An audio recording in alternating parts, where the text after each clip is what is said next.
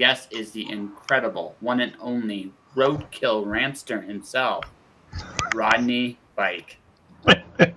Like that? That's a new one. I figured you'd enjoy that. Oh yeah, I got a kick out of it. Yeah, it's just I'm a very serious guy. It's just no, like we were just talking to like neither of us have time to watch TV anymore. We just don't, and it's just because we're not cool anymore, Rodney. We're just not cool. No, we're just.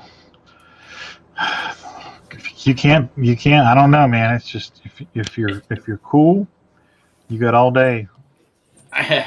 Lay around and drink regular soda pop, eat salty snacks, and watch TV.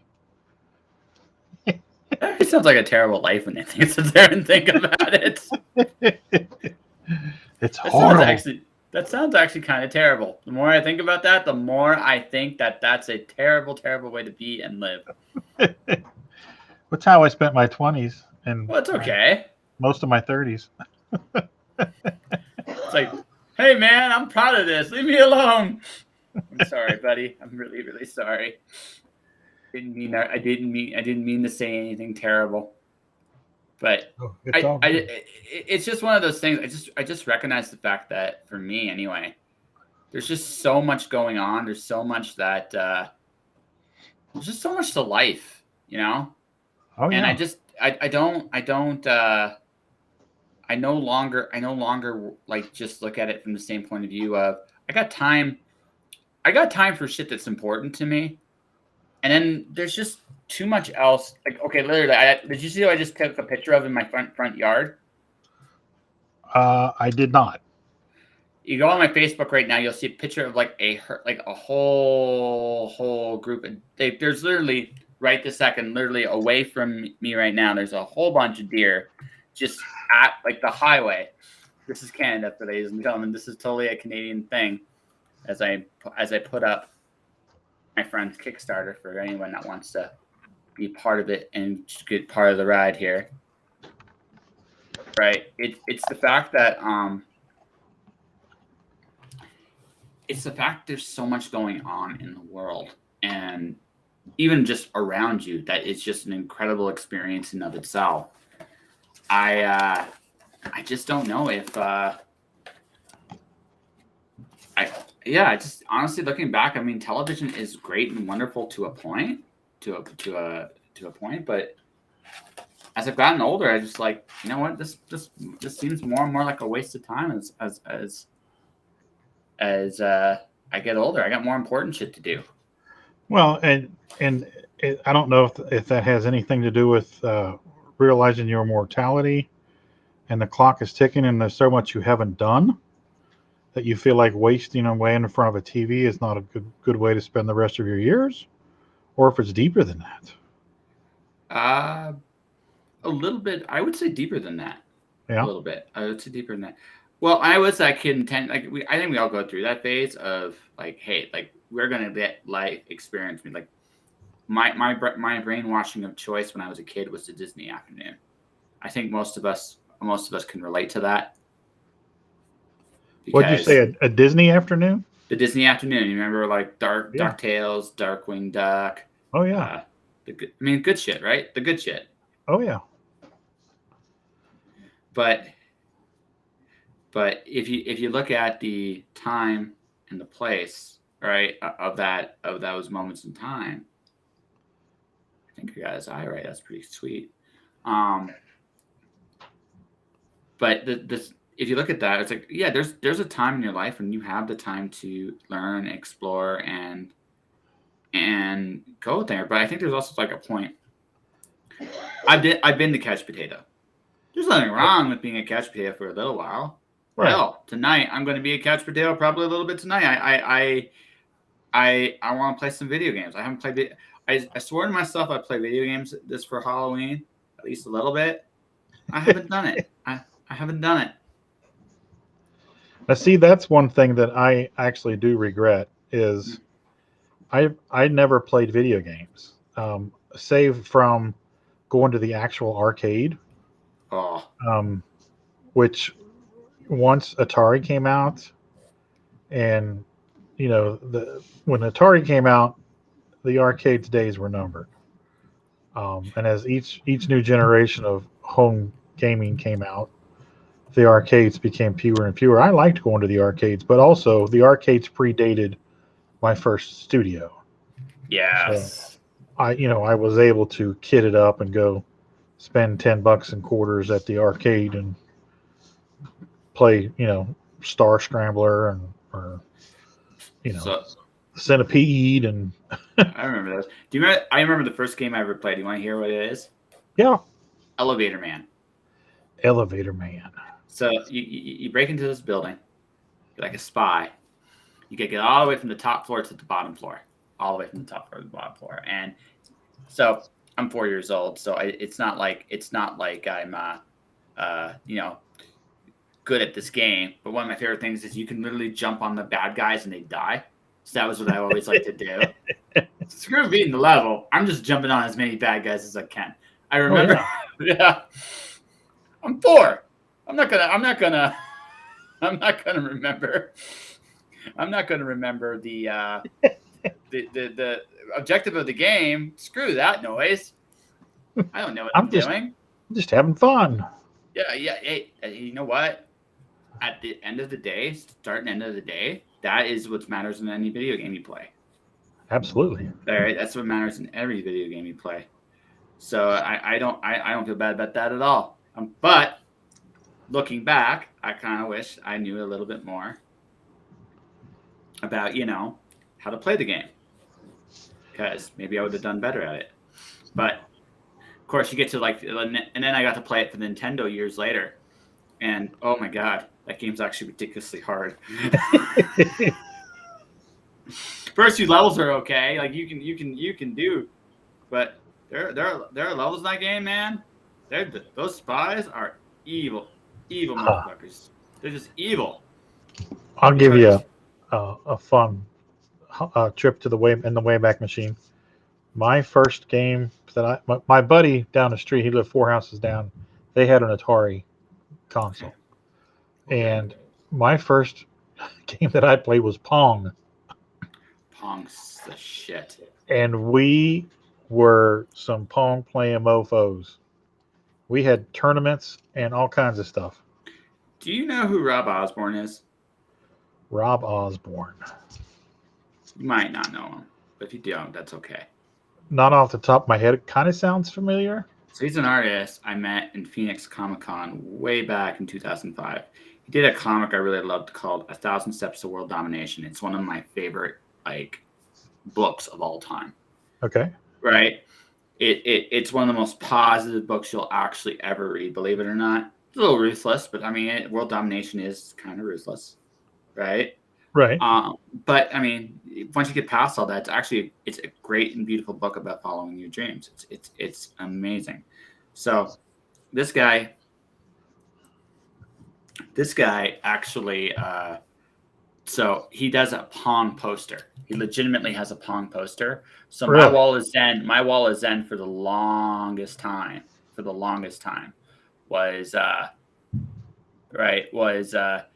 Honestly, I had a Pong poster from him. I had Macho Man Randy Savage, a picture that's also from him. Invader Zim from Call It Turner, and this is my wall of Zen. It was literally in my wall. And the fourth one would be random. I would randomly change the fourth one, but really, you can't top Invader Zim, Macho Man Randy Savage, and Pong. It's really hard to top those 3 things. I would have to agree. Yeah, it's hard. So now maybe I find the ultimate Darkwing Duck, because that was my Disney afternoon of choice was Darkwing Duck, because who doesn't like? Again, I don't know anybody. See, there's other Disney afternoon shows that people could comment about. I don't know anybody that hated Darkwing Duck or DuckTales. And you know what's funny about Darkwing Duck, and I don't know what it is. Maybe it's because the costume is so cool. Yeah. But whenever somebody cosplays Darkwing Duck, that cosplay is usually badass. Yeah, of course. Yeah. I don't know what it is, but it every time I see somebody cosplaying it, it really kicks ass. Mm-hmm. Absolutely. It's an amazing, it's just an amazing character, right? He's just an amazing character. So are we gonna what are we draw? Are you drawing or what's going on? I'm drawing as we're going here, Okay, actually. because Yeah. I'm gonna ink this guy. This is Okay. for those that don't know. This is Dude from Pitter Patter. Yeah. Well, I'm doing Fullmetal Alchemist. You know, if we had been smart, Rodney, if we had been really smart, we should have got your always brain power in on this. You should have sent me the picture of what you were actually drawing based on. I would try to do something with that, and vice versa. If we were smart, ladies and gentlemen, that's what we would have done. I'm not that smart, and but dude, you're killing it. Like you're fucking rocking it. Okay, thanks. Yeah. What are you drawing? Fullmetal Edward Elric. This Edward is Elric. so Okay, far. well I'm gonna switch over to him since. Yeah, because yeah. So I will show you guys here real quick. I'm just going to do this very quick. The Chrome tab. So for reference, I'm using this. This is what I'm using, guys. Okay. Right? That's what I'm using. So I won't use that. No. And that's what I'm using, and that's a big because, and honestly, like, it's my favorite anime because it's such a deep little show about like brotherhood, family, and regrets and mistakes and atonement, and it's got some deep stuff, but it's also got some really fun stuff, like really fun stuff, and like the infamous Mustang Edward Elric brawl, which ends in Ed getting his butt handed to him. Something fierce. This is my reference. Let's see. That's a great reference. Okay. That's a great reference to him, actually. All right. Yeah. So let's see. Let's start with our circles. That's usually what I start with. Yeah. I don't have to go dark because the camera has to pick it up. So that's totally fine. I'm gonna get my marker set. Like I said, I'm gonna be getting. I know what I'm gonna get myself for Christmas when I get more freelancer dough is I'm getting myself a color set nice. Because I'm ready to try it.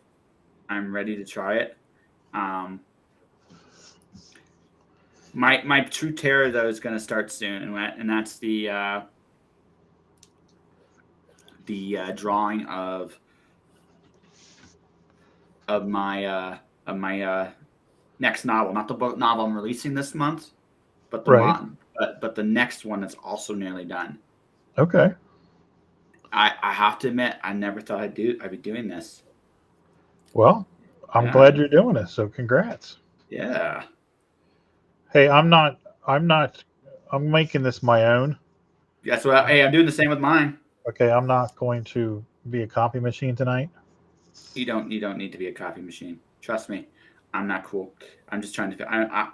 Listen. I'm just all I try to do. This is all I've been doing for the last year. I've been drawing for nearly a year.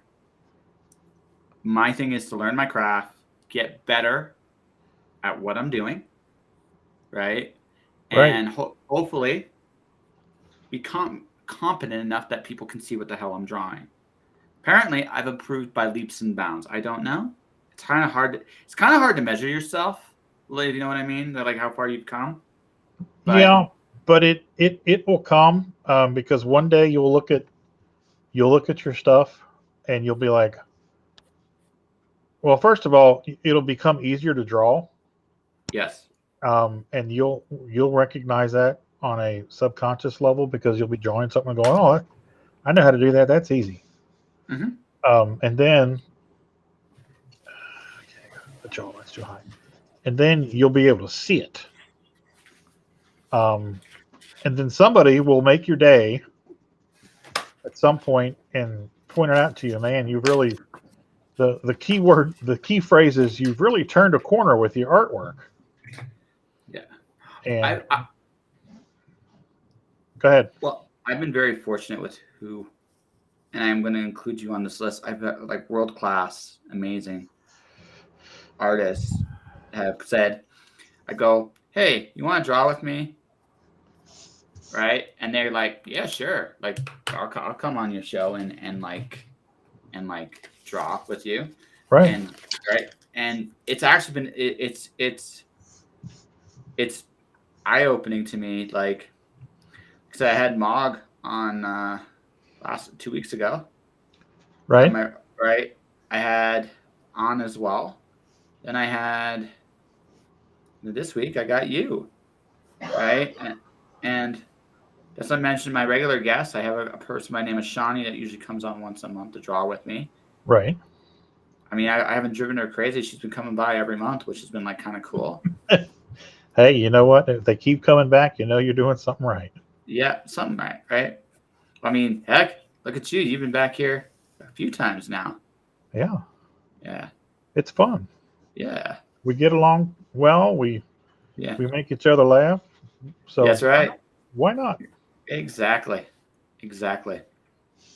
And that's the important thing, right? Is recognizing when you meet people in your life, they're like, hey, I go and do these cool things. Right? Exactly. Hey, I was thinking, that picture that you talked about, the picture that you posted of your front yard, Yeah. was it the mountains? No, the mountains are also in my front yard. It's the one with a bunch of deer in the background. Oh, okay. I haven't seen that one yet. Yeah, that one is that one's just freaking like eye-opening amazing. Because it's like, holy crap. Like how like I literally so today's kind of started off as a bum day. No real details. I was expecting to get paid for a sponsorship, and unfortunately, that did not work out the way I was hoping. Right. And that's what I woke up to this morning. It's like, oh man, okay, I got to figure out how to make that money up. Now, fortunately, one of my two things dropped. I got a podcast course I'm teaching now, which is kind of cool. But the thing I'm really excited drops this Thursday, and one of the things the brains of the outfit here on your side of on the crick there set actually asked me to do stuff in this regard, and I've spent the last 2 weeks basically training myself to do this stuff. So I'm pretty confident I can actually do a Kickstarter video. Sweet. Or a book launch video for anyone that wants to now, because, and you're going to see my first little bit of handiwork like this week, because I've been working on it for the last little while, and I'm debating about making a commercial for myself, actually, like some kind of weird and wacky commercial that's only. Will you sign this for me? Will I sign that for you? Yes. Hang on just a second. Josh, I'm going to make him sign something. I'm sorry. Let's see. We can't sign the acetate sheet.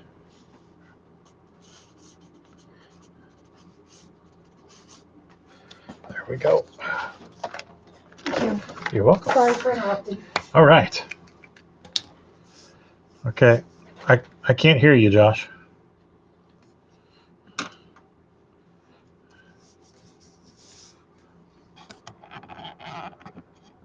There we go.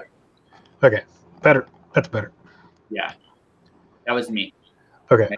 That was my. What was the last thing you heard? Right before Tina came over to have me sign that. Yeah.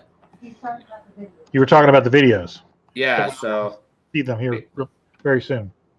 yeah, I got one coming up Thursday. It's going to be something I haven't been able to talk about because I signed a contract, so I can't really talk about who and what. Non-disclosure. Yeah. Yep. NDR. Pretty much until it's out, right? I can say I did something, and that's what I'm doing. I did something, guys. Really, I did.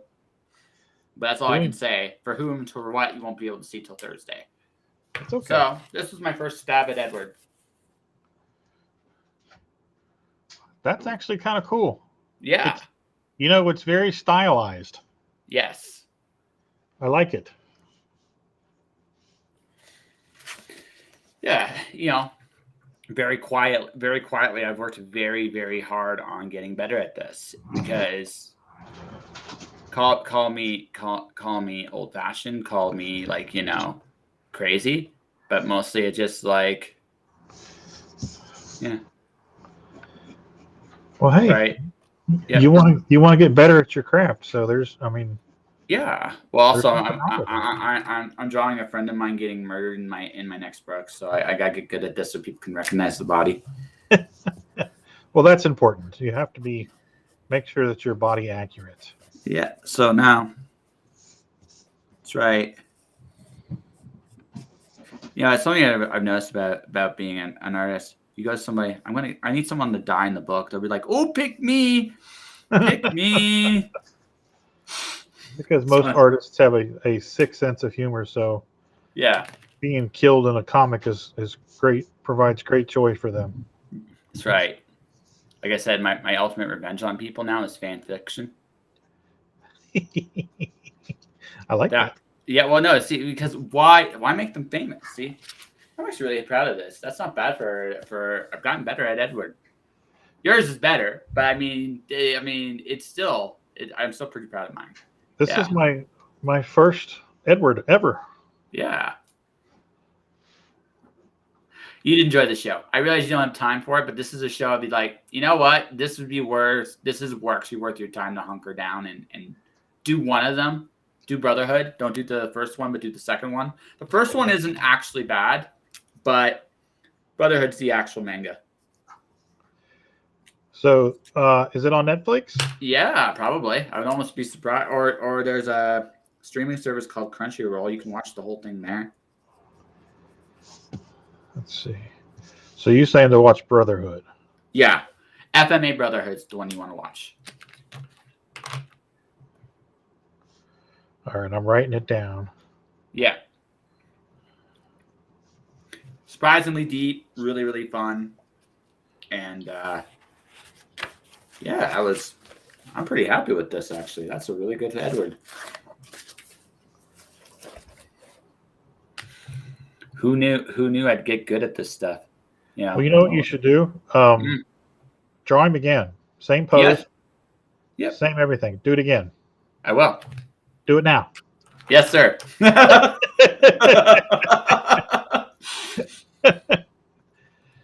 And put that one that you did out of sight.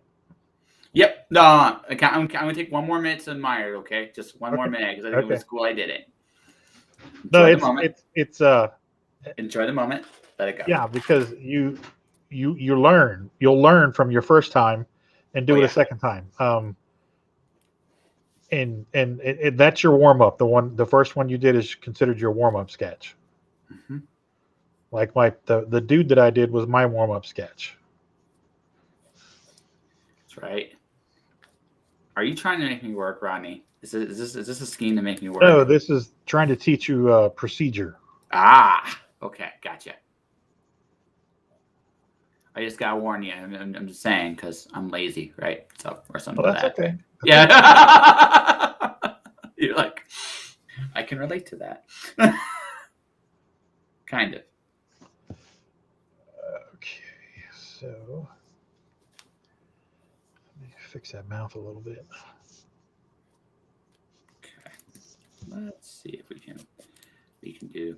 So yeah, no, I was a big fan. The first series is really good. Don't get me wrong, but the first series has the unfortunately, the main story in the manga was not finished. Okay. Right. So they actually went in their own direction, and I like it. Don't get me wrong. I don't think it's a bad direction, but I also think like you cannot I cannot emphasize enough just how much better Brotherhood was when you got the real full final story. Yeah. The ending is just so very beautiful. Although, like I said, the first series also has a very beautiful ending. It's just different. Okay. Yeah. So what's the first series called? Fullmetal Alchemist. Just Fullmetal Alchemist? Just Fullmetal Alchemist. Okay. It did okay. Like I said, it's not a bad show. I like everybody will tell you Brotherhood's better. Everybody. But no one's going to poo-poo on the first show either. Like it's one of those things where it was like it's good, right? Yeah. But it's one of those. Well, The pacing on the first show was a lot slower, it's and preference too. oh yeah, somewhat. I mean, I'm being real here. The second show is better because it's the actual it's the full proper story that was being built up, right? Whereas the first time around, it wasn't that. It was bad, but they had to kind of make it up as they went along because she was like the creator of the series. She was like, I'm not going to get this done, guys. Huh. Right. So she was making it up on the fly. That's what a lot. So if you ever go to a Japanese, if you ever go to Japanese anime, right? Yeah. Right. They have what they call filler arcs. What that usually is like, so listen, our artist still needs to finish the script because they can make a show quicker than an artist can create a comic, which is, as I'm sure you're well aware of, it does happen quite a bit with a lot of shows. Yeah. Not just anime.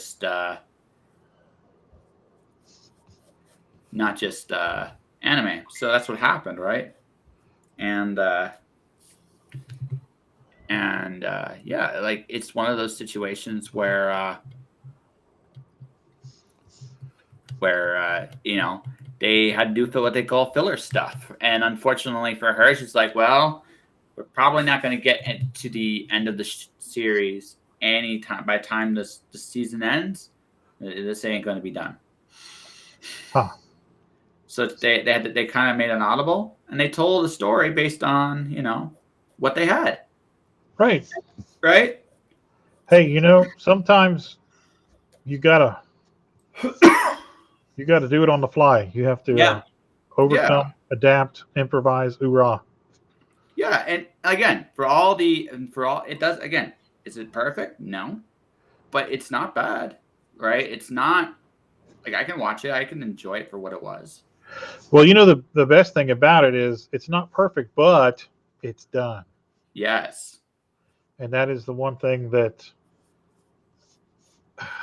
separates factions of people. There are those that talk about it, and there are those that do it. Yep. So it's good to have that one. It was good to have that one done and out of the way, and let's do the next one.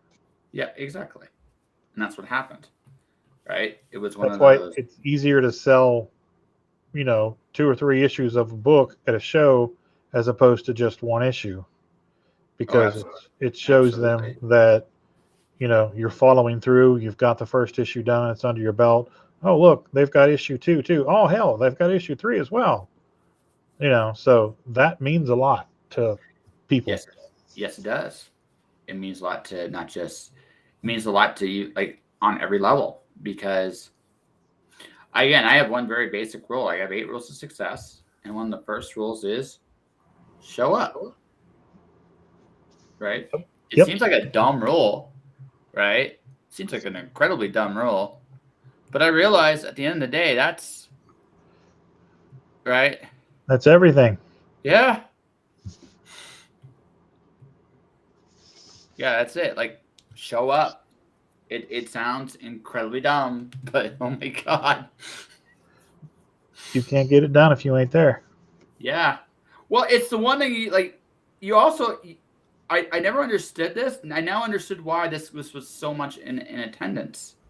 Like, this counted for attendance so much. Because it was like, oh my God, no one gets their shit done. No one shows up.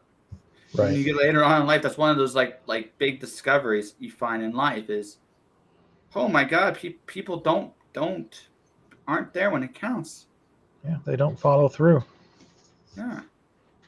It's one of those things where once I realized that, I was like, oh my gosh. But it's so easy. Well, you have to give a shit, but assuming you give a shit, it's easy. Well, it's funny because my wife Tina, she works in the legal field. Yeah. And when she gets to work, there are no excuses. No. if an attorney comes in and says, "Hey, write this down," and then type me up a summons, she can't wait for her muse to strike. She has to jot it down in shorthand and transfer it into a legal document. Yeah. Rewrite it in a legalese and give it to him. And it has to be done in an hour. And when that hour is over and done, she can't stand there and say, "Well, I just wasn't feeling it today."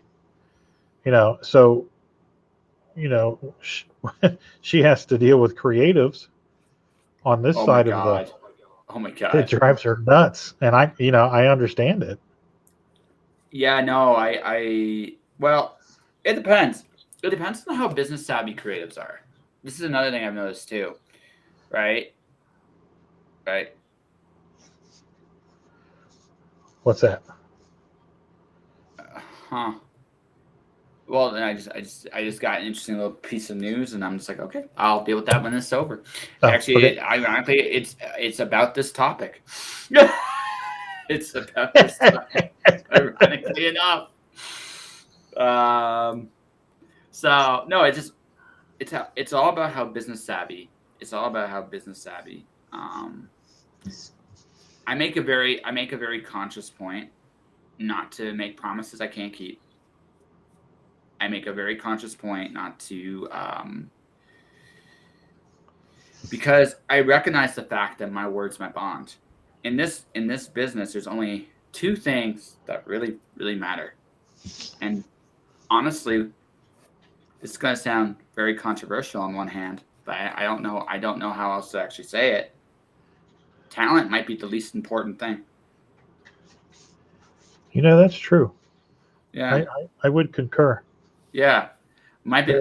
There are plenty of mediocre artists out there, and one of them graced the pages of one of my favorite books for years and years and years growing up, and I won't name names, but he destroyed somebody's pencils because he can ink and he can make a deadline. Mhm. And the sad part about it was he was a phenomenal artist. Yeah, So when it came time to doing really good stuff, he could do really good stuff. But when they needed somebody to hit a deadline, that's who they called. yep, And he hit it, and it looked like he inked everything with a crayon, but he met that deadline. yeah. I mean, again, can you blame him? He got paid, Exactly. right? That's the thing. Like, if you want to be mad at somebody, right? If you want to be mad at somebody, it's that issue. Um, you know, Well, what? Jim Shooter, who was the editor in chief at Marvel for over a decade, late Yep. 70s into the late 80s, he said something that really stuck with me over all these years. He said, "You have to learn to let it go, Mm-hmm. because the nuances and stuff that you're trying to squeeze into a 22-page script only matter to you, Mm-hmm. because the average comic book reader doesn't care about the nuances you're trying to put in there. Just get it done and move on to the next script." Yeah. And when I find myself struggling and spinning my wheels in the mud, I hear that voice in the back of my head from him saying, "Just get it done, move on to the next one." And it's good advice. Yep. Well, it's why this is like, I just wrote a blog post today about the whole idea about perseverance. The hardest thing about this business is your self belief that you can do something in it. It's the hardest thing. You can have that. Everything else is about just bouncing through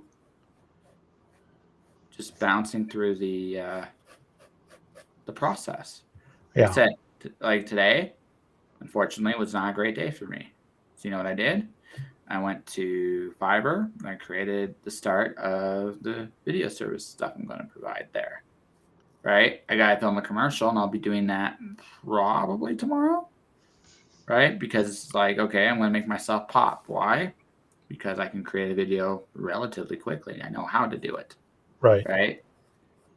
so that when certain Kickstarter people go, hey, I don't want to do this crap. I don't know who you're referring to. I have no idea.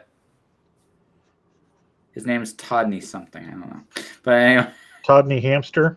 Something like that. Yeah, totally. We'll go with that. Well, that's a great name. So, anyway, but it's just like you recognize the fact that there is a lot of that's where the money in this industry is. You're solving problems. That's what this is. You're in the problem-solving industry. You're not in the you're not. I mean, art is. It's a service. It's a service. Yeah. It's a service. If you can provide a service that is needed, good, bad, or indifferent, it just has to be semi-quasi competent. You can thrive. If you make yourself valuable to somebody, if you can become economically viable in something that you know how to do, you're golden. Yeah. In any industry. Yep. I mean, I never would have guessed that the secret to my success would be my big mouth, but Well, look at Howard Stern. Oh, yeah. As screwed up as he is. Oh, his big mouth was his saving grace. Mm-hmm. Absolutely. The second one I did here reminds me very much. I am going to have to take an anatomy course at some point down the road. Anatomy would be good. Anatomy would be great. But well, let's address that real quick because I said that we were going to do that. Yeah. Hang on a second. Let me finish this real quick. No, that's what you got to do. Like I'm not quite done this, but I figured out hair long ago that the trick with hair is just a lot of it doesn't have to be fully filled in. In fact, it's better that it's not, just as long as it looks like it's something that you could see wavy or moving, you can do it. Right? Right. I figured hair out. Right? Hands, I can mostly do. I understand. I mean, but like I said, I gave him on one side a Popeye arm and the other side a taffy arm. But it's one of those things where I can look at it and go, you know what? It's okay, right? You learn from your stuff, right? Well, that's the thing. If you can look at it and see your mistake, you're ahead of the game. Yeah. So that's the good thing. You did it. You saw what you did wrong. And to work on it again next time. Yeah. Okay, so he's done. So that's yours, cool. This is my second attempt. Okay. So flip over the page and let's do it again, but this time pay attention. I'm gonna tell you what to do. Okay. Because that one was better. What did you say? First one I think was overall better, but there are things I do like about the second one. Tina says that's gonna be scary. Oh God. Tina, don't frighten me, okay? I'm brittle. I get easily frightened. Hang on, I need to water my palate. No worries. Take a coffee break for the working man. More like a water break. Well, for me, it's coffee because I need my caffeine. I'm going to be doing stuff for a little while tonight. Gotcha. See, tonight's the night I got to be in bed early because I got to be up at 5:15 in the morning. I'm driving tomorrow, so. Oh, well. Okay, so are you ready? I think so. I don't know what we're doing, so until we're going to draw the same thing you did before, okay? But now let's start with the head and make a circle. Okay. Just make a circle. Just make a circle? Yep. Okay. Okay, now divide that circle horizontally and vertically. So you have kind of an X. An X or like a cross? A cross, yeah. I'm sorry. That's what I meant. Okay. Okay, now going down the sides, can you see what I'm doing? No, can you show me again, just real quick? Can you see it? Is it light enough? Is it? I can see the circle. Okay, cool. And then I dissected that and that, so we've got the cross. Okay. Now what I'm going to do is on this side of his head, it's flat. Okay. So draw that line, but draw. And this is going to be his jawbone. It's going to go past the circle just slightly. Okay. Okay. Okay. Now we're going to take this line here and we're going to bring it down here and touch that line down there at the bottom. Okay. Oh. Okay. Yeah. Done. Then we're going to swing it around to the other side and we're going to give him his jawline. It doesn't matter where you end because the hair is going to cover it up. Yeah. Okay. So now you've got his head without the hair. Okay. Now this line here is his brow line. So what that means is his eyebrows are going to be here and here. They're going to rest on that line. They're slightly above that line. Okay.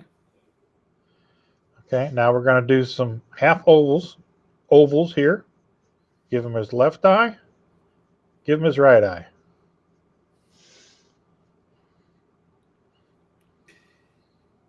He looks like the angriest Pac-Man ever. Well, he's not done. Okay, now I know he's not done. I'm just saying, like, he's got kind of like a Pac-Man vibe going here. Okay, he is just approaching his second trimester, so he does look a little goofy. Yes. Okay, yes. So we're gonna do like a pyramid on its side, right here, but the bottom of the pyramid we're going to do it like a concave curve. Okay, I'm gonna try to do this. Just right of center. Yep. Okay. Okay, now over here, right on the center line, down at the bottom of your pyramid, you're going to do a little widget, like a little doorstop. That's going to be his nostril. Ah. Oh, wow. That's neat.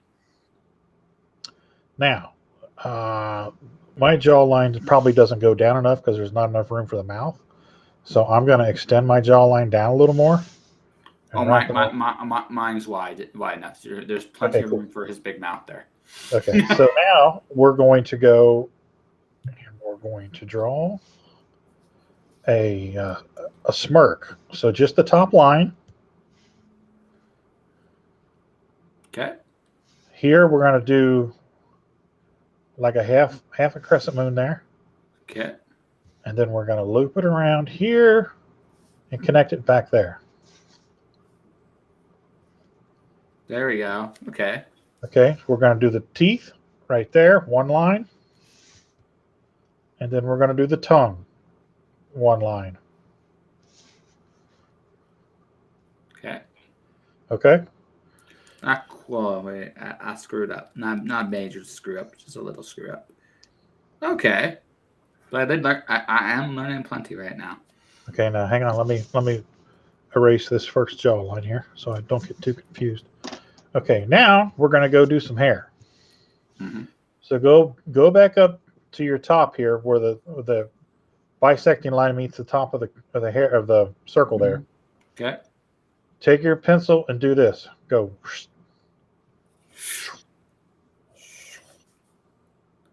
Okay. Sound effects do help. Okay. Okay. Yeah. I'm okay. Can I do like? Does it have to be that sound effect, or can it be? No, you can make up your own. Okay. Okay. Now let's go back to the same point of origin. Okay. We're going to cut in a little bit up to your left, just one line, about 1/4 of an inch long. And now where that line ends, we're going to grab that line and bring it down to the corner of the eye right there. Yep. Because that's where his hair always come goes. up. Right. Boom. And then we're just going to follow the hairline there. This one's going to come down here, right by his mouth. Up. And then down past his jaw. And then up. And then, wait a second, there's his ear right there. Hey, buddy, how you doing? Sherman has made it. Everybody say hi, Sherman. Okay, so we're going to come up here. We're going to take this line, and we're going to connect it up here, Mm-hmm. and then we're going to bring this line out a little bit, swoop it down past the ear, and kind of leave it go. Okay, I went a little too far there, but okay, sure. Then we're going to come from behind the ear with this here, his long hair there, and curve it down, and that's going to meet the top of his collar. Okay, now let's go back up to the top and finish the rest of the hair. Same point of origin right there in the middle. Okay. We're going to come up, swoop it over, swoop back, swoop back up a little bit, get your peak of your hair on the other side. Yep. And we're going to do a whoosh and a swoop, okay? Whoosh and swoop. We're going to do whoosh, swoop. Okay, so whoosh, swoop. Vroom, vroom. Okay. I'm just going to go vroom, vroom. Feels like vroom, vroom. Right. Now, do whatever you want as far as the hair goes over here. You don't have to get all the points exact because we're not being a copy machine. And the last line is going to go up behind that jawline there. Okay, I went a little. Okay. I now learned how to make. Okay, done. Okay, now let's go back up here. Okay. We're going to get the rest of the hair, the top part. We're going to go whoosh, shebang, down to the corner of his eye, then up. Okay. Yep. And then we're going to repeat that over here, down and up. And there's his hair. Right. Okay, now we're going to come over here just for structure's sake, where the jawline intersects with that hair. We're going to give ourselves a bit of a neck. Do it lightly because we're going to go over it. Yep. So kind of give him a neck. And now let's come down here and let's give him his clasp. We're going to make his clasp on his jacket. Mm-hmm. Okay. Everything will come off of that clasp. Mm-hmm. Put the little buttons on it if you'd like. That's what I'm doing right now. Okay. Let me know when you're ready. I'm ready. All right. So we're going to, in the middle, we're going to come up, over. Wait a second. That's because he has to cover the mouth. Okay. So let's, hang on. Okay. Huh. We're going to come up this way, come over, come up. So you're touching the bottom of his mouth. The collar is going to overlap his mouth. And then you're going to go to the right and arc it down a little bit. Okay. And then you go the opposite way to the left side, right? Yeah. And then we'll come over here. And this is more of an angle. So think of it in terms of how a collar is going to go. Mm-hmm. Come down here like that, come down like that. And then we're going to give it the stripe, which is pretty simple. Come up with a stripe there. Okay. All right, now let me erase where it intersects the mouth.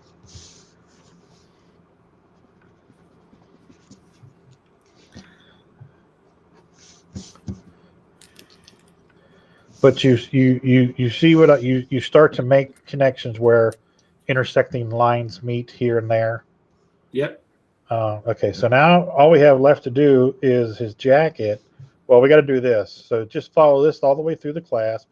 Bring it down. So you've got that there, and you've got this here. So so his like on mine with the way it was designed. Basically, I kind of look at it like a tie. Basically, the tie goes up and then kind of goes in and down. Yeah, which is kind of like a bolo tie. Yeah. Yeah. That's exactly what it reminds me of. Okay, so then we're going to come down here, and we're going to give him his jacket. Swoop it around this way, and then we're going to bring this from the back. Swoop that down to that line there, and there's his shoulder.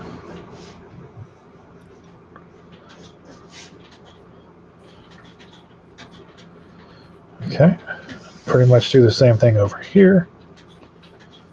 Come around there, go up there, loop it around, come back over here. And we're going to give him his hoodie. I'm calling it a hoodie because it's looking like a hoodie. Kind of is. There we go there. And that actually just come over there because that intersects there. And let's do his eyes. He's got like this. He has these cool like wolfish eyes to him. So it's half of an ellipse inside half of an ellipse with a reflection. Do a couple of iris lines. Boom. Okay, so And there we go. it's not bad. Let's see what you got. So I just penciled it in. I haven't inked it in yet, so I might have to ink it. But that's what I did. Okay. Yeah. Cool. Yeah. I still got, like I said, I have no problem saying I have a long ways to go, but I definitely learned some stuff this time around too. Right. Yeah. That's the whole point. So Yeah. that's cool. Yeah. Okay. Can I call you Professor Rodney for just a second? Sure. Professor Rodney, thank you very much for the lesson. That was actually really good. Cool. Yeah. I'm glad you liked it. Hope you learned something. No, always. Yeah. That's why I do these shows. I always learn something. I always learn something doing them. Yeah. So let's see. Before I get back and start drawing some more wonderful stuff, because I will be drawing more wonderful stuff before it's all said done. I'll decide something else there, what I want to do. No, this series is like I said, probably my favorite of all the anime series I've watched. There's a few other ones I enjoy, but this one has a lot of heart to it. That's cool. I like stories with heart. Mm-hmm. One of the more complicated animes I've ever seen in terms of themes and stuff. And I look at the cartoons over there, and I think of the cartoons over here, and I'm like, why can't we have more fun stuff like this on a regular basis? You know, we're too caught up in worrying about offending people. So I you know what? Honestly, in the last few months, I've had like important personal revelations. Like I'm back in Alberta now. I'm in the mountains, and as you can see, you've seen my pictures for the last few days and weeks. It's been like I'm surrounded by very beautiful stuff. Right? Yeah, it's gorgeous. Yeah. Yeah. I would you believe I kind of ended up here by accident too? I saw your post. So that's kind of cool. It's intriguing. Yeah. Well, it's just one of those things where you just recognize and you realize that so I'm not like I had originally come back to get a place inside of Calgary itself, and what I found was at least the place I was looking for was not ready to people did not wanted to be ready to it just didn't work out. So I'm like, okay, well, my friend was cool, letting me stay here for like build yourself up. And I'm kind of treating like this time as like, okay, by the springtime, I want to be like, I've done the one thing a lot of freelancers kind of dream of. I have a steady gig, right? I have one steady gig. I would like to get at least one more steady gig. Because if I get one more steady gig, I'm pretty set. At that point, I can pretty much dictate kind of what to do and where I can go and where I want to be. Right. So at that point, good sir, you know what I'd be doing? I'd be bullshitting with people like you pretty much all day. Hey, and you never know what will come of those bullshit sessions. Absolutely. They're important bullshit sessions. They are absolutely the most important bullshit sessions. I probably should incline. There's a lot of magic born in those bullshit sessions. Well, yeah. That's why I do all I'm genuinely touched people want to come on my show and do stuff because I learned so much and like I said, for whatever reason, the brains of the outfit seems to like me. She does. Yeah. and you seem to enjoy my company, which is I was going to actually, say, yeah, I like you too. So yeah, you're 2 for 2. yeah. Well, hey, it's important, right? And then we get Right. to talk and goof off, and all I wish to say is, this time around, I'm not worried about who I piss off. I think we've come to a wonderful point in our time that it's more important to stand for what you're going to stand for than being worried about offending people. Yeah. Might as well say something profound that'll hopefully make people think and be aware of how the world is or could be, and that's what I'm going to do. I'm probably going to piss lots of people off, but you know what? I got these mountains right here. I can go hide for a while if I need to. Well, you know, the people that don't rock the boat very rarely get noticed. Yes. So I know I'm lifting that from other proverby things, but Yeah, it's the truth. it is true. You know, I mean, that's I one of the reasons why we did Roadkill Rampage, was because I was starting to get painted as the uh, kids book guy, and which there's nothing wrong with that, but I have so much more to offer than doing all ages friendly kids books. And I wanted to show that. I wanted to spread my wings and show everybody what else I could do. And the first thing that they see from me, other than the kid friendly stuff, is Roadkill Rampage, I think I really surprised a lot of people, because friends that have known me for years were like, Jesus, dude, you went from this to this, and this kicks as much ass as that does. Who knew you had it in you?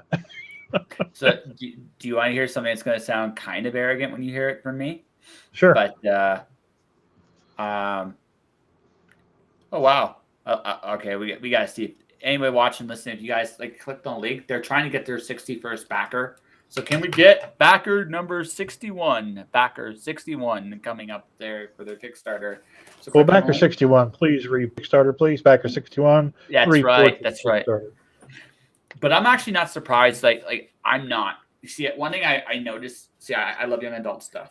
I love young adult stuff. I think it's imaginative, creative stuff. But if you really want, like, I'm gonna let you a dirty little secret. I think horror writers are the best kids writers, because I think they play with the same tools. Yeah. Right. It's the only difference is, in a young adult story, if we were to equate this to a piano, in a young adult story, you're playing with the white keys with a little bit of black keys mixed in, interspersed, just to give that thing. With horror, you're playing with a lot of the dark keys with just a little bit of white keys, right? You're still playing with the same palette. You're just using it differently. Right. Does that make sense? Oh, it makes absolute sense. Yeah. One of the things that I had to do today was we're adding an excerpt from Tessa's notebook in issue 2. Ooh. And that's what I don't know if you saw it at the beginning before we went live, but that sketch of her, that's going to be on that page with the prose. But so I'm sitting here in the studio and I'm writing a girl's journal. So, and you know what happened in issue 1 to her. So I'm writing that.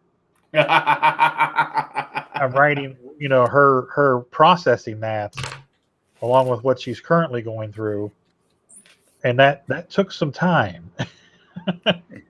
Yes. Very nice, very nice. There you go. That's my ink job on this, and I'll move on to something else. But no, but it's not that different, because you're young adults about overcoming terror. Yeah. Horror is just about exposing the terror to the world. Now you don't have to have a happy ending. Sometimes the monster wins. Right. Sometimes, right? Oh yeah. But I mean, my point of that is that if you know the characters, first of all, if you don't know the characters, it's going to be hard to write the story. and I know these characters. I mean, that's the reason why it went from a one shot to a 4-issue miniseries, because the characters just talk. They continue talking to me. They BS'd you into it. Yeah, they really did. But she is an amalgamation of a lot of females that I've known in my life and all the trauma and stuff that they've been through. So I lived that, and I can add to it from my perspective, from a male perspective, an adult male, and from my experiences witnessing it as a child. Mm-hmm. Um, and they always say write what you know. So being able to dig from those experiences and put that in there, I just think it makes it a meatier thing to read. Well, yeah, because you have your own. So the two things every creative brings to the table is their own experiences and their ability to make a different, like how they take a story and tell it in their own way. Those are the two biggest things creatives bring to it. Right. That's it. There's no magic form. Like every story has been told. That is the truth.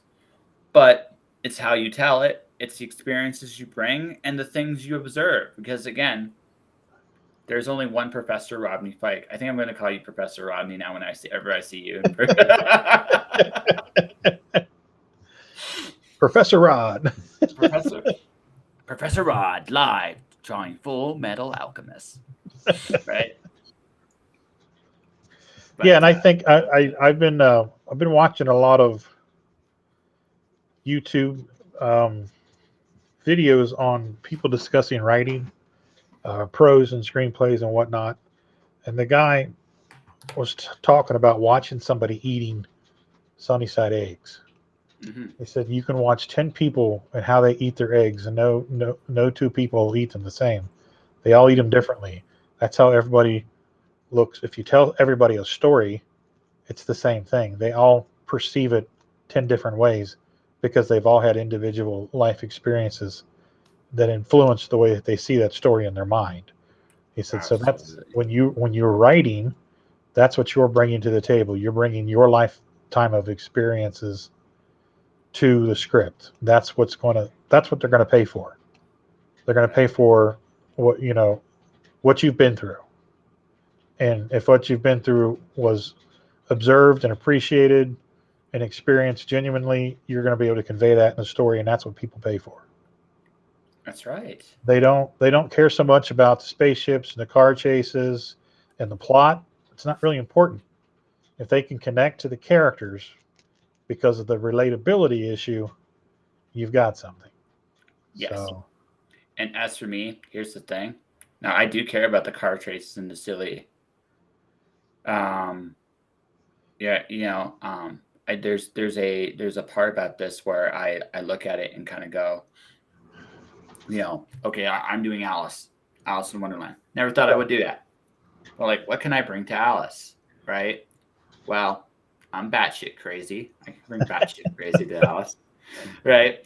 And I did, but I'm also like there are things I write to amuse myself and to enjoy I kind of look at it like this. Like I literally just took a picture of my front yard. There's a whole bunch of deer and stuff off of Highway 1 in Canmore. They're just grazing, right? In the city, nobody gives a damn. Everybody just stops, looks, respects. 2 days ago, there was moose. There was a moose.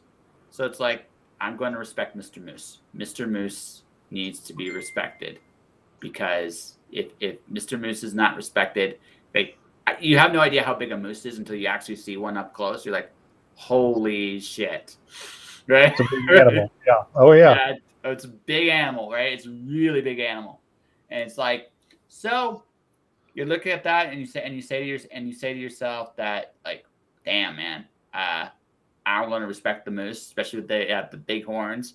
There's like old man moose, and then there was like young buck moose. His horns were still growing, but you could see they're going to be like, he's going to be this ginormous like beast of a creature, and you're like, this is normal here. This is absolutely freaking normal here. right?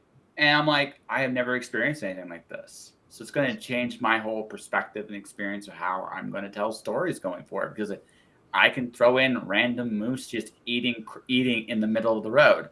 Why? Because it's real life, right? It's real life. Because you're living it. Yes, exactly. Yeah. You can't write about the urban plight if you've never lived in an inner city. Mm-hmm. You know, I mean, you can, but it's not going to be as colorful as somebody that's actually lived it. Yep. Well, it's because for someone that's lived it, it also they care more. That's the other thing too, right? When you create something and it's yours, Yeah. then one of the most important things about the creative process is, right? One of the most important things about the creative process is you have to recognize the fact that, okay, no, not quite that style. One of the most important things you got to recognize is it's got to be yours. You got to feel like it belongs to you. You got to feel like that this is yours. You got to believe in it. One of the most disturbing the thing about marketing that I've noticed is that authors don't understand. A lot of creatives don't understand this. You have to give a shit about the product you make, because if you don't give a shit, no one else is going to either. So Yep. it better be yours. And learning how to express that care, that connection, is really the heart of what we do. When you sit there and think about it. Yeah. It's important. It's as important as the story itself. And I'll be honest, I struggle with that sometimes, Sure. because I get on, I'm do the podcast and stuff, and sometimes I'm just exhausted. So Sure. my energy level's not there. But I have to shake it off, and I have to be present, because if I'm not, it's people see that and they lose interest real quick. Yep.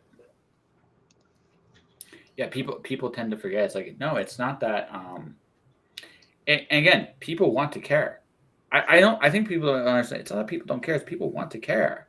Right. But you got to make them believe. And the only way Exactly. you're going to do that is by honestly giving a shit. It's the only way to do it, right? It's the only way to actually do it. Is you got to make people give a shit, and the only way to do that is to be excited and enthusiastic, and also recognize it. And this is maybe the hardest part of the whole battle, right? Even though I say you people want to give a shit at first, it's almost the hardest part is people aren't going to believe you.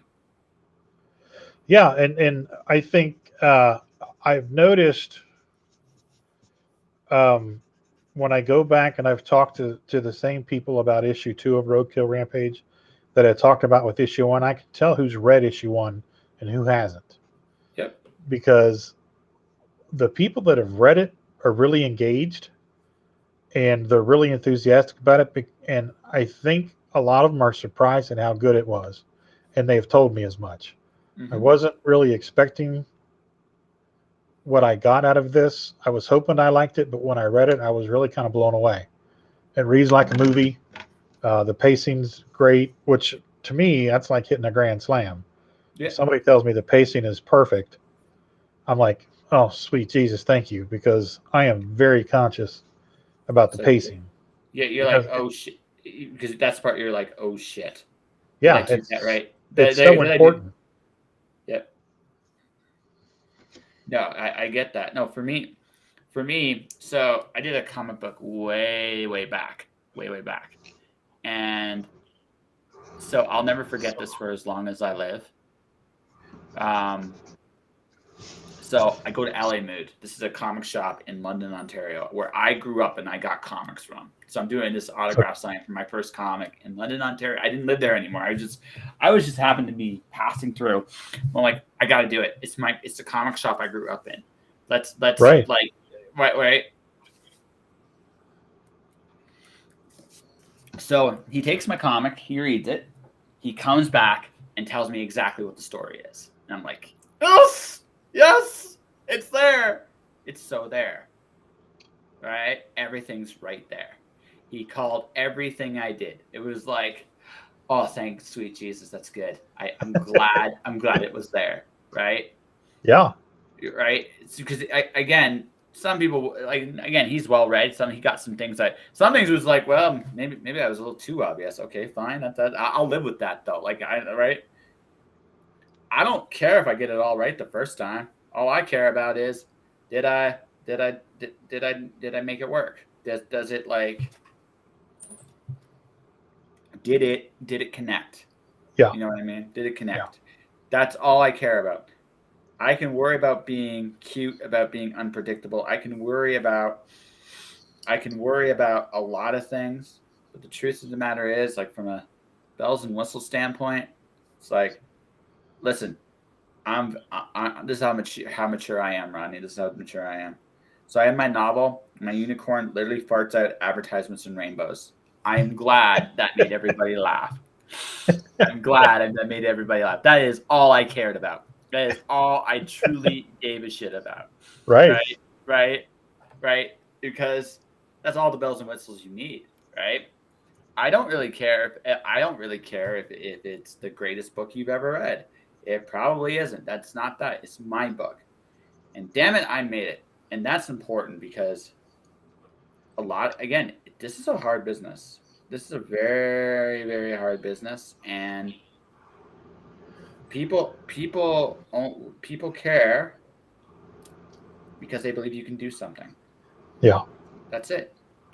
And that might be the hardest thing to accept. I drew that too low. I can still do this. I still can do I'll make it my own. Screw it. I'm not copying it anymore. I'm making it mine. Damn it.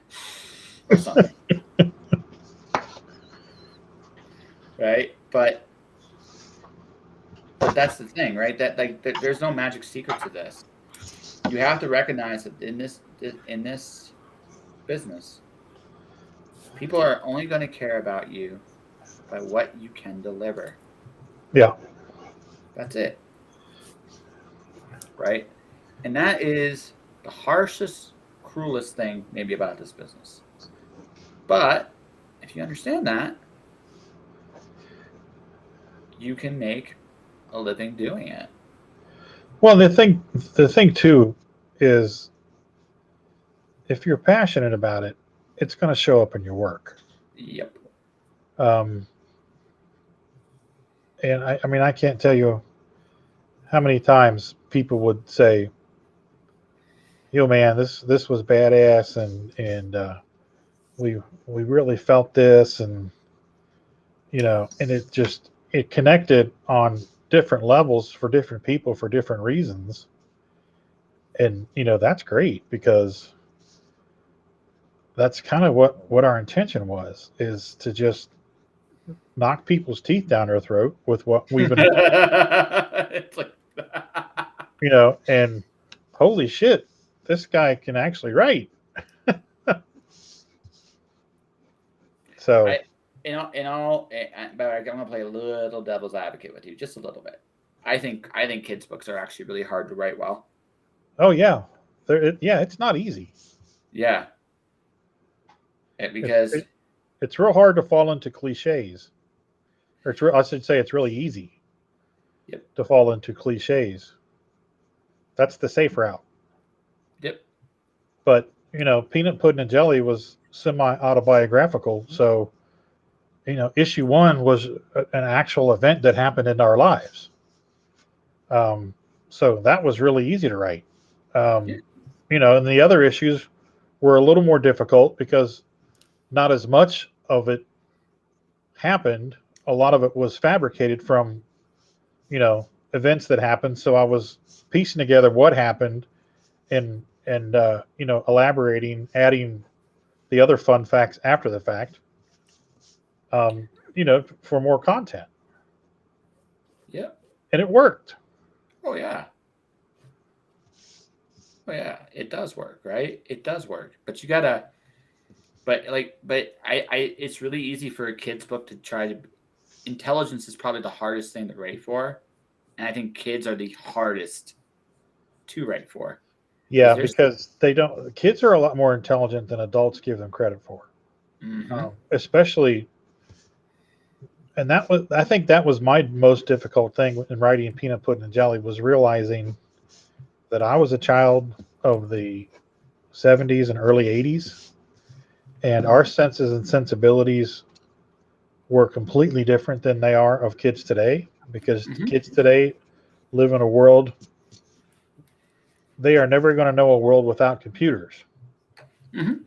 We didn't have computers, we didn't have cable TV, we didn't have, we grew up with 3 channels and had to get up off of our asses and go change the TV set.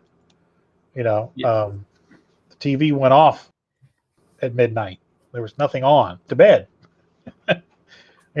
And that's the world you grew up in, and that provides certain senses and sensibilities. Yep. And the kids today are nothing like that. So you have to pander to that demographic. You have to be aware of what life is like for kids today. If you're not aware, and actually being around Tina's niece and nephew really helped a lot, because at that time they were kids. They're teenagers now, but they were kids. So, we got to watch them do kid things. And for me, got to re-experience some of the goofy things I did when I was a kid through them. Yep. But they're kids of the 21st century, where I was a kid of the 70s and 80s. They're 2 generations apart. That's right. God damn, I'm old. Okay.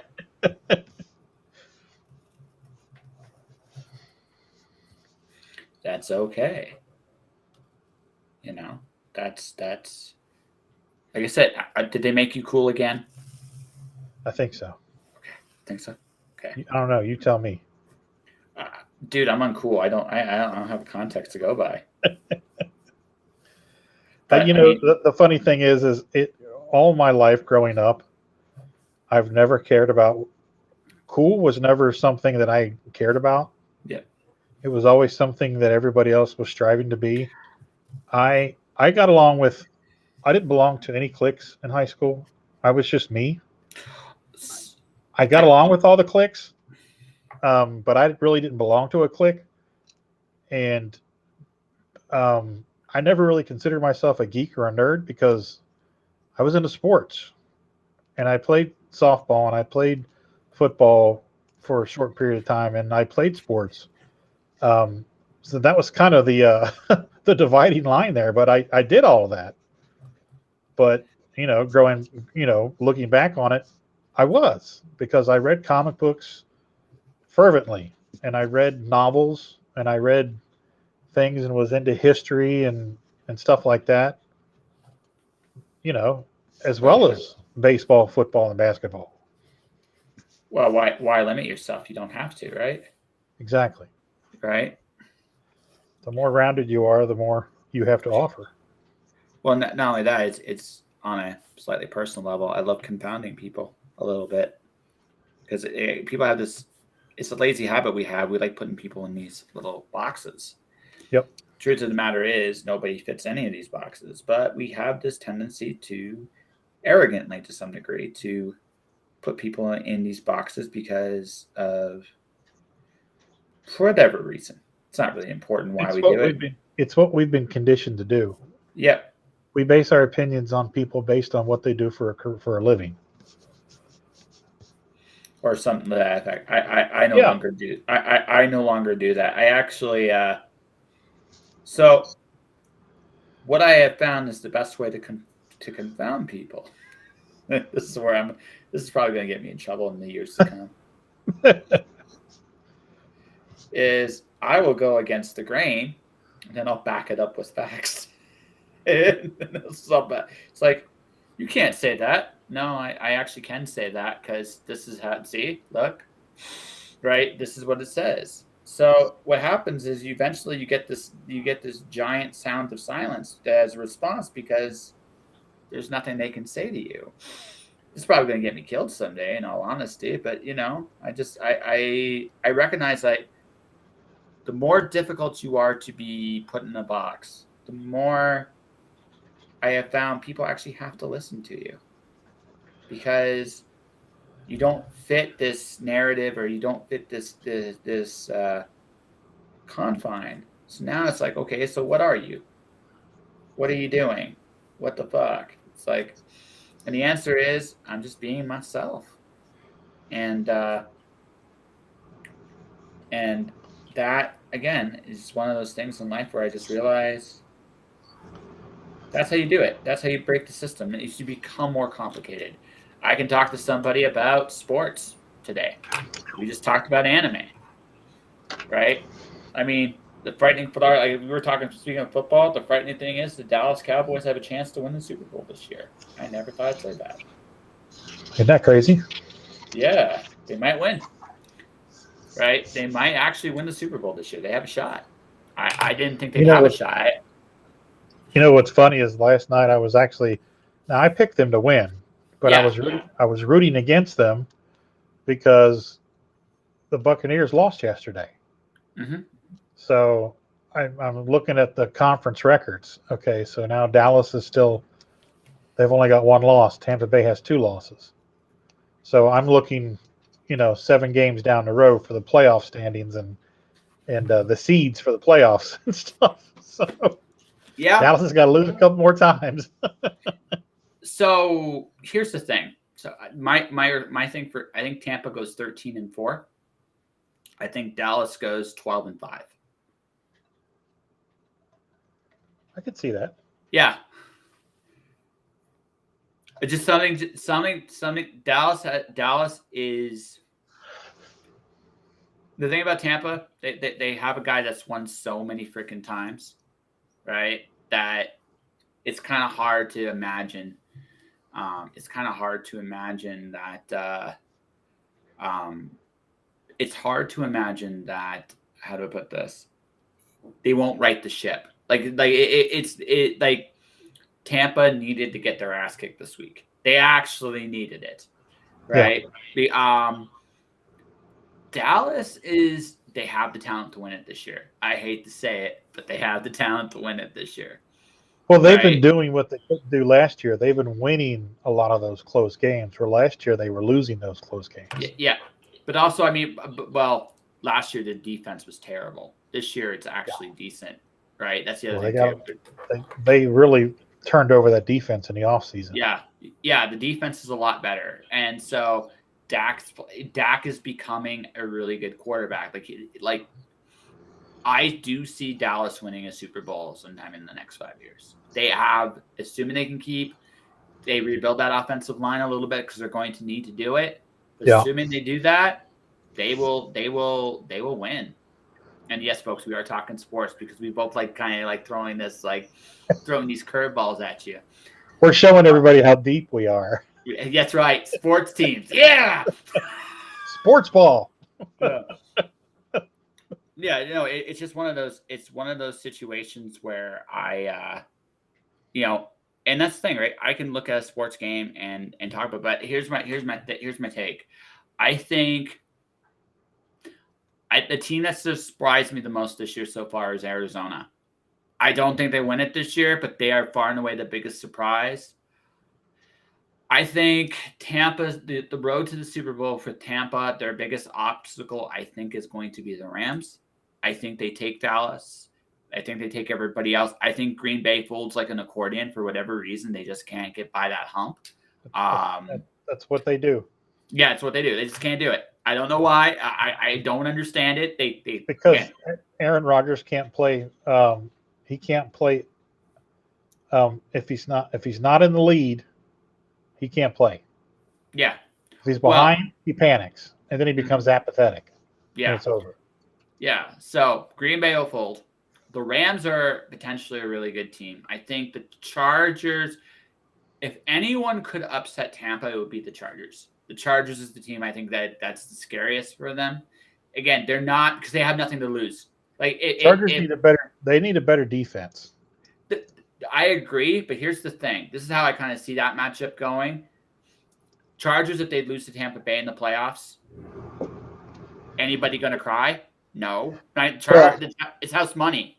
They're the house money team of the NFC. They're the ones that can go like, we can beat anybody, and if we do, Are you? Do you mean to say the Rams? You're saying the Chargers? The Chargers are in the AFC. oh, sorry, my bad. Oh, my bad. I had that in the wrong spot. Yeah, the Rams are house money this year. They totally house money. If they don't win it this year, no one's going to notice. If they do win it this year, cool.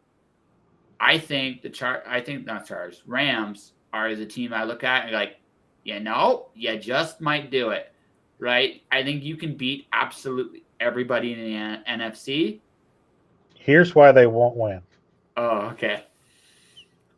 Because last year, for the first time ever, a home team won the Super Bowl in their own stadium, the Tampa Bay Buccaneers in Tampa Bay. What are the chances that happens 2 years in a row? Because the Super Bowl this year is in LA. It's not going to happen. Oh, I admit the odds are ridiculously low, but I'm throwing it out there like as a I'm throwing it out there as a like just seeing it just for what it is. Oh no, never mind. We're kind of called for that. I just see it like for them, they're the one team. It's like they're the house money team. They're not going to buckle under the pressure. They got nothing to lose. Did you see what they just did? The trade, yes. Yes, that's pretty. Again, that's pretty ballsy. That's a hell of a linebacker. No, but again, they had the best of the big teams in the NFC. I don't know how they match up to the Ravens. I don't know how they match like the AFC now. I don't know because the Ravens have a shot to make it. I think. I don't think Kansas City is going back. I think Kansas City, if they make the playoffs, gets their clock cleaned. Buffalo. Buffalo's the big scary one over there. For me, it's Buffalo or Baltimore.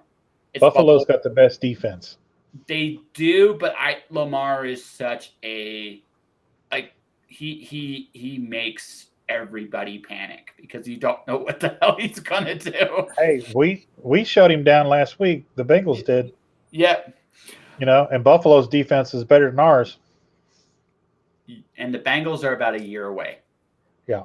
They're a year away. I think this is a good experience year for you. But if you get Kansas City in the first round, you're going to eat them for lunch. That's what I'm going to do. You're going to eat them. I don't see Kansas City making the playoffs. Who do you think is going to be the 17? Because I look at everybody else and I'm like, Tennessee. They've already beaten Kansas City. They just beat Indianapolis. They're beating good teams. Oh yeah, they are. But Derrick Henry got hurt yesterday, didn't he? I don't know. I didn't see it. I'm just going by the fact that for me, Tennessee is like the thing is you can stop Henry. In the playoffs, they do find ways of stopping him. Right. But he might make it. Right. He might make it. I'm not gonna say he won't. But Hang on, but yeah, no. I mean, Tennessee's a great team. I think. Kansas City tonight we're gonna find out because if the Giants walk on them, they're done. They're just done for the season. Yeah, that's. Oh.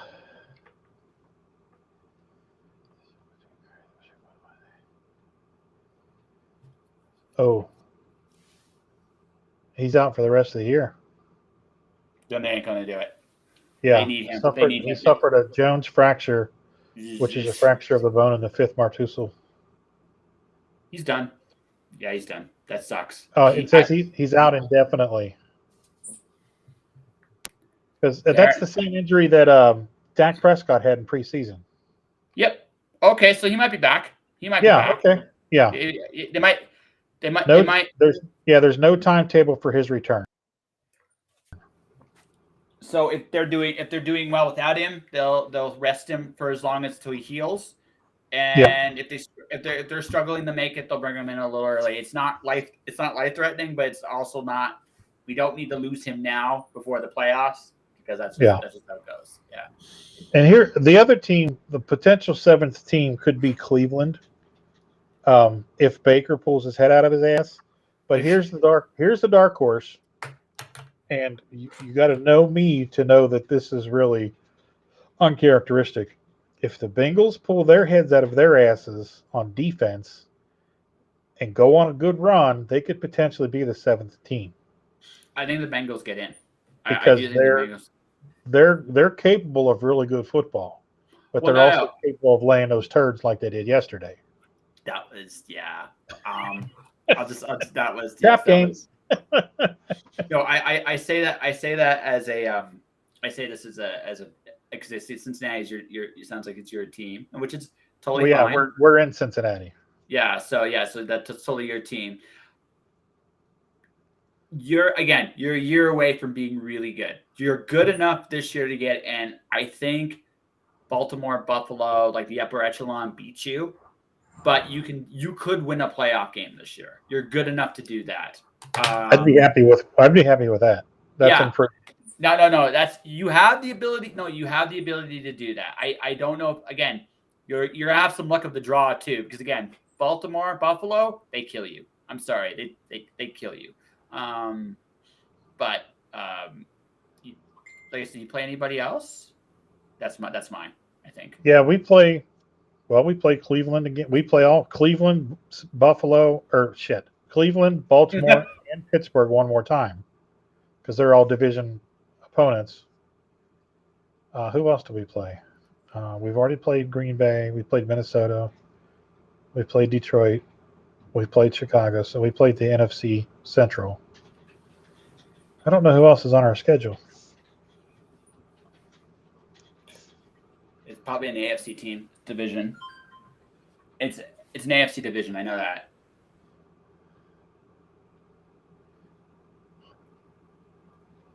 Hang on, I'm pulling it up real quick. We play the Raiders. Okay, so next week we have the Browns and then the Raiders and the Steelers. You're playing the AFC North. Okay, that's your other division you're playing.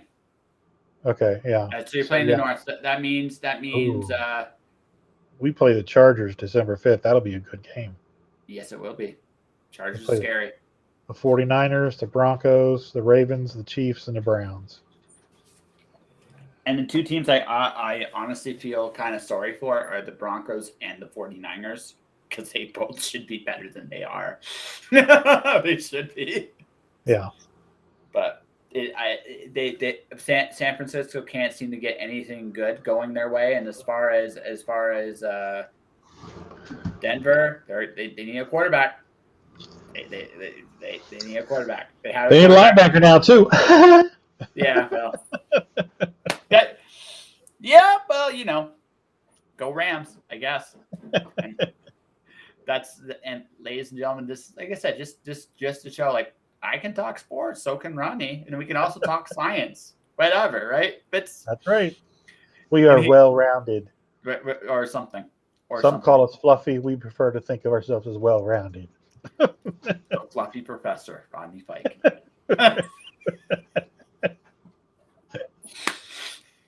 Oh man, dude. Now I will say this publicly on the air. I want to thank you very much for all you've done for me. I'm grateful. You are very welcome. Yeah, I'd say that, folks. So if anyone's not aware, and then they will be aware, I'm sure, like when this episode airs, Ronnie and the brilliant brains of the operation, Miss Tina, have graciously offered to honestly sponsor the podcast during their Kickstarter campaign. And like I said, the links are in the description below. So if you guys want to support them, join them, go for it. That's important. As far as and like I said, I'm sure you already got the next campaign already kind of in your head where you want to go, what you want to do. Yeah, we're trying to get. Hey, Jag. Yeah. Oh, by the way, here, put the chat overlay up for everybody to watch and see now because we're past that point. Can you say something else, Jag, real quick? Because I just put the chat overlay on. Yeah, but No, it's one of those situations where, oh no, I know. There you go. Oh no. That way everybody can see it. I was surprised. The restream is constantly evolving, and it's like, oh, I have a chat overlay now. This is nice. Very nice. That's how everybody can see it and be part of the action. There you go. It's always good to be part of the action. That's right. Hi, So Jag. Nice. we'll jump from Roadkill Rampage to Pitter Patter issue 3, and then we'll run that Kickstarter, and then when we're done with that one, we'll jump back over to issue 3 of Roadkill Rampage. We'll see who gets whose book done. We'll see who gets whose book done first. Ah. It'll be a race between myself and Sean Langley to see who gets the artwork done first. Ooh. So that'll be cool. I start writing the script for issue 3 of Pitter Patter here soon. We'll see. I'm going to be at a disadvantage here, Producer B, because I might be jumping right into the script for issue 4, because since I'm just got done with the script for issue 3, I am still in the Roadkill Rampage mindset. So I might just go ahead and jump right into the script for issue 4. That'd be cool. Get it done and get it out of the way. I understand that. I'm going to answer the question. Yes, Jag, that is a green screen. As to why I have a green screen, you'll find out Thursday. Because, all right, I've been, as I've said to Rodney off the air, I'll say this on the air. I've been doing projects I can't fully talk about, but yes, I've been making videos for the last few weeks, and I have retaught myself how to do most of the stuff I've forgotten how to do from years and years ago. He's under a couple of NDRs, right? Yeah, pretty much. I can't really say anything until Thursday. So, yeah, things that tell you know you made it. The biggest one is, yeah, you're signing these big sophisticated contracts. NDAs, right? yes. Yes. Yeah, these contracts you can't talk about stuff in full. And then the other thing you're famous too is when people are coming to you for advice. I'm like, why are you coming to me? I don't know what I'm doing. Have you not watched me over the years? Do you know who I am? Yeah, pretty much. Because they don't. It's like, it's like, yeah, it's like I'm not the guy you think I am, or am I the guy you think I am? I don't know. What do you want from me? That's pretty much what I ask. That's pretty much what I ask. Like, yeah, that's pretty much how it goes and how it works. Like, is you learn very quickly that yeah, that's when you're starting to make it. I actually posted a like I said, we talked about this full circle, back full circle. At the end of the day, this is going to sound like the most corniest thing I've ever said on the entire podcast. It's really about showing up and believing in yourself. It's the dumbest formula ever, but it's the truth. Yep. It is. I will concur 100%. Do you know, sometimes I wish I didn't have to get kicked so hard in life to realize how simple things is, how simple some stuff really is. Well, sometimes you have to be beaten over the head with it. Myself included. Yeah, no, everybody does. We all, we're all batshit insane. And just sometimes this is the universe. Listen, we're trying to show you something. But no, I don't want to see it. Whap! But you need to see this. Pay attention. Please don't hurt me anymore. Right? But Put the chair down. That's it. That's right. Oh man! So you got what? 3 more weeks? 3 more weeks, or almost 3 more weeks? No, we're 18 days. 18 days. Just shy of 3 weeks. You just have 3 weeks left. We're just shy of $2,700. We're at 59 backers. 2667, I believe, was what it was the last time I checked it. Mm-hmm.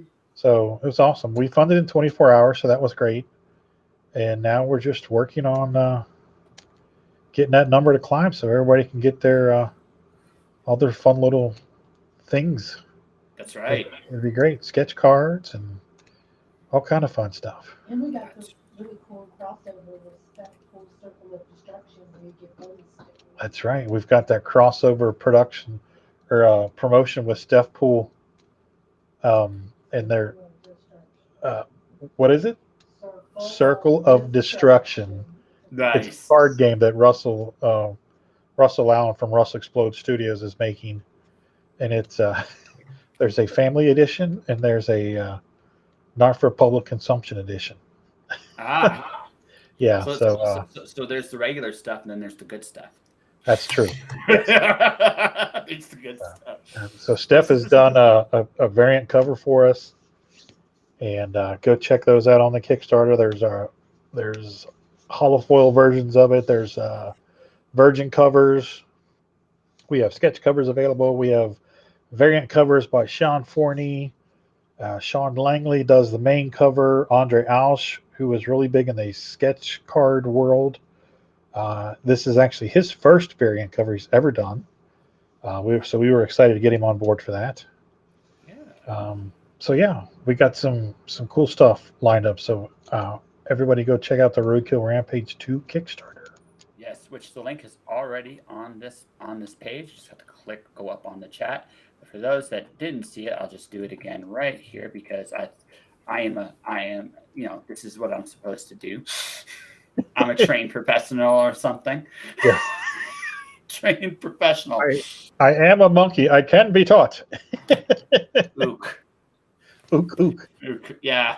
Although I would be hard pressed to top the librarian from Terry Pratchett's Discworld. That's the dream. That's the total dream because that monkey knew his shit. That monkey really did know his shit. And Jag's laughing her ass off because she knows exactly what I'm referencing there.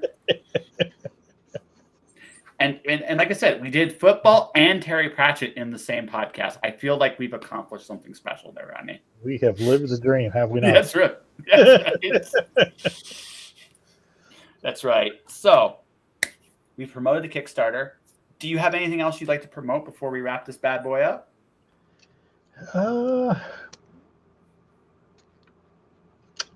Well, you can come check us out on Thursday nights and Friday nights for Thursday Night Throwdown or Friday Night Draw. Thursday nights, we are on all of my social platforms, which is Rodney Fyke Art, has a YouTube channel, Rodney Fyke Twitch. And on Friday nights, we're on Sean Forney's platforms, 8 o'clock Eastern. And we work on commissions or projects or whatnot, and we talk all things nerdy from 8 till about 9:30. Yes. Unfortunately, I'm always doing my drinking draws at the same time. Although yeah. That all said, I might have to talk to you because honestly, I got a book coming out at the end of the month, and I might want to do some shameless shelf promotion, and I can do some. Actually, hell, you want to do it the next time you come back, or I go to your show? You want to do Alice in Wonderland style stuff? We can, yeah. I'm down. Yeah, you down with that? Okay, I'm down to clown. Yeah, we'll wait until after your Kickstarter's over because you got shit to promote, and that's important. But once your Kickstarter's down and there's a little bit more sanity, right? Yeah. Right. Actually, I know. Okay, here's the thing. How important is Thanksgiving football to you? Not very. Okay, cool. Why don't we do it Thanksgiving? What's that laugh? How important is Thanksgiving football to you? Not very. I thought that was funny. It made me laugh. Do you think anybody's going to be watching though? I have no idea. That's the cool thing about Twitch, though. It's international, like Jags from Canada. I guarantee you, the NFL. The only people that care are, no disrespect, Americans care more about the NFL than anywhere else in the world. Well, yeah, it's American football. That's right. Everywhere else, football is soccer. It's true. I mean, we wait till the week after too. I'm down with that as well. Yeah, I'm just not sure what's going on. With my we can talk about it. Yeah, so we'll. Yeah, Thanksgiving is an odd one. That might be the night I actually just stream. Soccer is awesome, Jag. Truthfully, soccer is an amazing sport. Although I would honestly rather play it than watch it. Yeah, that's just my opinion. I think it's an amazing game. I just think that with the whole soccer scenario there. I find that it's a much more strategic game to play, and those guys are in shape. I'll never ever say a soccer player ain't in shape, but I will say, watching that, just like the ball just goes everywhere, right? My favorite sport to watch is hockey. That's my favorite sport to actually watch. I've tried. I just can't get into it. It's not your thing. It's all good. Yeah, that's just I don't know. I think so. My opinion before we wrap this bad boy up is so the toughest three athletes in my opinion are rugby players, okay, hockey players, okay, and your choice of figure skater or ballerina. Ballerina. Yeah, those are the three toughest athletes on the planet. Yeah. Yeah, the ballerinas are incredibly strong. Mm-hmm. Yes. I will always be nice to a ballerina because I'd never want to be kicked by one ever. It's like I'd rather go against an MMA fighter than fight a ballerina. And you think I'm joking, ladies and gentlemen? I'm not. I am not. Because nah. Yes, and by the way, MMA boxers are legitimately tough. They're trained fighters, but ballerinas stand on their toes for hours. Yeah. Hours. It's a mastery of balance and just lower body strength as well. It's amazing. Yeah, it is. It really, really is. It doesn't get the respect it deserves. And When some of the best players, football players in the NFL, take ballet to improve their balance. Yep, improves their balance, their footwork, and also their core strength. It goes up tremendously. Yep. Yeah, because they know, like, yeah, no, they're no joke. Like, that's no joke. Rugby players, I consider them a little tougher than football players, only for one reason. They're not playing with those. They don't need those stinking pads. It's like, and you look at them, it's like, yeah, no, I'm not a million years. Yeah, and they actually hit each other now. In American football, you're not allowed to touch anybody anymore. You get penalized. It's ridiculous. I understand why they're doing it for player safety, but it's not the same game it was 10 years ago. Yes, no, like okay. So there are three things I really don't like about like hits. There's three hits that should not happen from behind. You shouldn't hit anybody from behind. Can't protect themselves. Right. Anything below the waist, because again, knees once they go, the guy's done. Right. And grabbing by the jersey. Right. Here up. Yep. Here up. Legs down. Right. Nothing. Everything else, fair game. That's the way it should be. That's and the only reason I rate hockey players a little above football players is they hit sticks and ice. Yeah. Surface is a lot tougher there. Oh yeah, and they're skating, so there's balance involved in that too. Yep. So there you go. Yeah. No, Jay. Honest to God, I respect ballet. Anyone that ballet, gymnastics, anything like that, it's a discipline that does not get the credit it deserves. It's not always I got to admit, like, not always the best, like the most prettiest thing to watch, although it can be amazingly beautiful and artistic too. That's another podcast for another day. But tough people. So anyways, Ronnie, I want to thank you very much for coming on the show. We'll definitely do this again at some point. And to everybody watching, listening, loved having you. Always loved having you. To everybody watching, listening, yes. This was another show, another drink and draw. My next one's Friday. Thomas Davis will be built on Facebook and Twitch. But for the rest of the week, I got some great interviews pretty much the rest of this week. I got Jennifer Lieberman coming back tomorrow. I got Matt Knowles and Steph Cannon, right, on Thursday. Sweet. I'm drawing with Thomas Davis. Yes. She's saying nice to meet you. Nice to meet you as well. Yeah. Go ballet. Yeah, go ballet. That's right. Go ballet. So I was watching, listening, hit the like, follow button to support the podcast, right? On Facebook. This is on Facebook. Like I said, if you guys like what you see, I do this almost every night. Come watch me. Support Rodney's Kickstarter. It's going on for another 18 more days. I'll be having a big mouth forever, so I'm not as important. To everybody else watching, listening, thanks for watching. Thanks for listening. And I will see you guys tomorrow night with Jennifer Lieberman.